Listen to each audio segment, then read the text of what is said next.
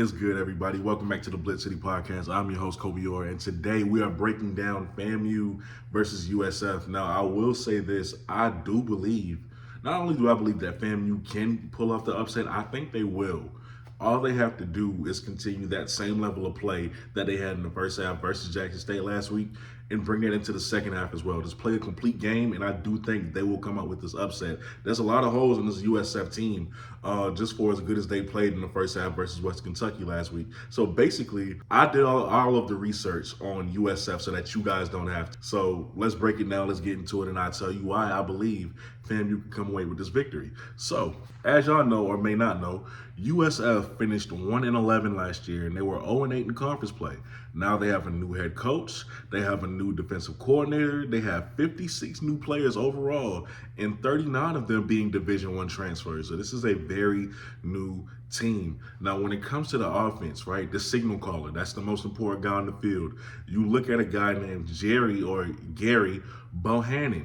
Gary Bohannon is a 6-year quarterback who is 6'3", 211 pounds. Now, the thing is, I would tell you more about Gary, but the thing is, he is actually injured right now, and he's working his way back from an injury. He has a hurt labrum that I still think is being hurt from last year when he played Tulane. So there's no word on when he'll be back. I'm just letting you know about him because he's not the starter right now. I'm letting you know about him just in case he does return. Because if he returns, he probably get that starter job. Maybe not. It's up in the air. I'm gonna run through him really quickly. 6 at the college level, played 4 years at Baylor.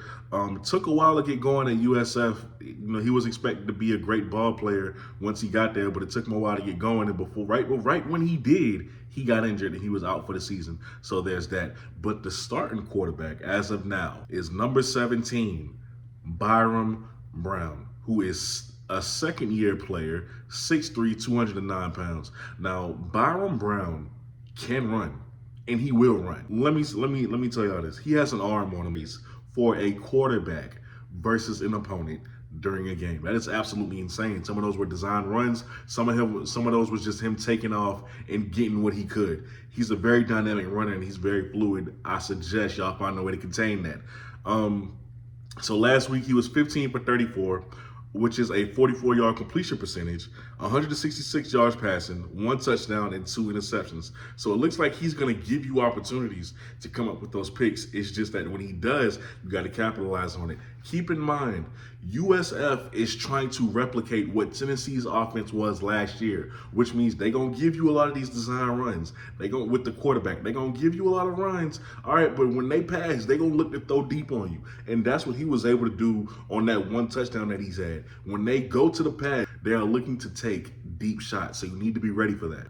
Rushing-wise, 25 attempts, 160 yards. He averaged 6.4 yards a carry, and he had 2 touchdowns on the ground. This kid wasn't even supposed to be the starter. The starter really still has a hurt labrum. So because of that, he had to step in. He played in 2 games last year and was phenomenal for him. So it looks like even when that guy gets back, whenever that is, he might be the guy going forward. And he's definitely going to be the guy this Saturday versus you guys unless something miraculous happens with that kid's labrum. Now, Byram Brown is a threat on the ground. We know that. We just talked about that. But as for his weapons, right, his receiver room, what does he have to work with? The thing is, their best receiver for USF left in the transfer portal, and he's now at Colorado with Crown. So to combat that, they went in the transfer portal, and they got 2 kids, Mike Brown-Stevens from the University of Minnesota and Jordan Alexis from the University of Texas. Now, Mike Brown-Stevens is 6 foot, 190 pounds, played in 21 games in his career in Minnesota, had 45 catches, 730 yards, and only 1 touchdown in his whole time at Minnesota. What's important to mention, he did not record a stat last week.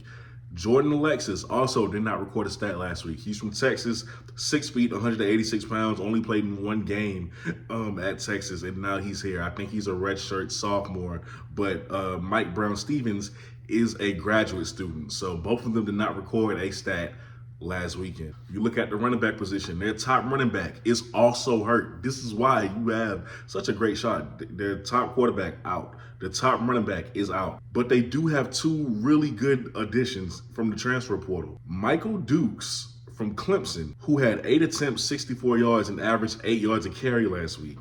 And then you have Naquan Wright from the University of Florida, who last week had 17 attempts, 111 yards, and 6.5 yards a carry. Now, Michael Dukes, I forget his measurables, but I know Naquan Wright is 5'9", 205 pounds. Offensively, yes, they have a couple pieces, but overall, you can definitely make something happen with your defense. Kendall Bowler, Gentle Hunt, y'all, with all those additions that y'all were able to get during the offseason, y'all have the depth and you have the talent to go head-to-head with USF. So now let's look at the defense, because this is where it really goes in y'all's favor. So the bad news about USF's defense is that they returned almost everybody from last year. That's the good news for them, bad news for y'all. The good news for y'all, though, is that defense, those group of guys last year, was second to last in the country as far as being bad. Like, they were second to last as the worst defense in the country. They were totally inept on third down, incapable of getting in the backfield. They were the third worst scoring defense in the country as well. So those things work in your favor. They brought all of them back, but it doesn't matter because they were bad last year. Maybe they got a little better this year, but really how much when they just gave up 40 to Western Kentucky. Now, they do have a new defensive coordinator, as I said earlier. This man is coming from Florida Atlantic, so that's a plus for them. But here's the thing with him. At Florida Atlantic last year, they could not get sacks. They could not stop the run, okay? And the only thing that they were okay at was being able to take the ball away from opposing offenses. That's the only thing that worked in their favor. Other than that, they couldn't stop the run, and you guys have a three-headed horse. Terrell Jennings, Jaquez Yant, and it's the other one, the one from Florida Atlantic, whose name eludes me. No disrespect, I'm so bad with names. But all three of them, you have those guys to combat this bad defense. You have so many weapons at receiver. Jamari Shareed is going to have a day. Marcus Riley, Quan Lee, so many guys that you have ready for Jeremy Musa at his disposal. Jeremy Musa is going to have to hit on some throws, like way more consistently than he did last week. But overall, this really works in you guys' favor. You have the depth, you have the talent, you have the means that they don't to pull off this win. So don't go into that game being scared of, not to say that you are, but don't go into that game worried about the name on the jersey or the fact that they are an FBS school. Go in there, ball out, because like I said, y'all have the talent to do so. You're faster, you're probably just as big, you're probably more talented, if we're being honest. So overall, things are looking really good this Saturday for FAMU to pull off this upset. For all of HBCUs to be the first to do it. So here's the hoping that they do. I think they will. I don't give score predictions because I don't like it. I don't like to give score predictions, but I do think FAMU wins this one versus USF. I'm calling it now. I think they will upset USF. Let me know what you think down in the comments below. With that being said, you are watching the BlitzCity Podcast. I'm your boy Kobe Orr. Please consider subscribing if you have not done so already. Share this video so that other FAMU fans may see it before the game starts so they know what to look forward to. And I will see y'all next time. I'm out. Peace.